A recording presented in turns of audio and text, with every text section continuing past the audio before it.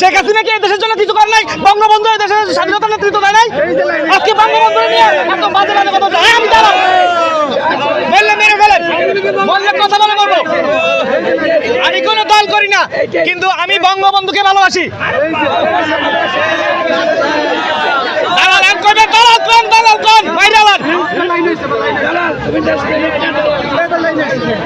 তারপরে আপনার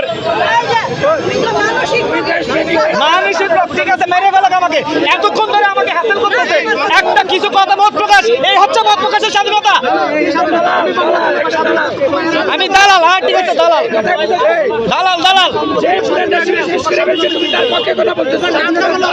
কে দেশ শেষ করছে? কে দেশ শেষ করছে?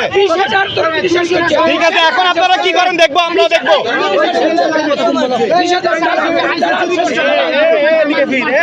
ভাই আমি মরিয়ে যাবো ভাই।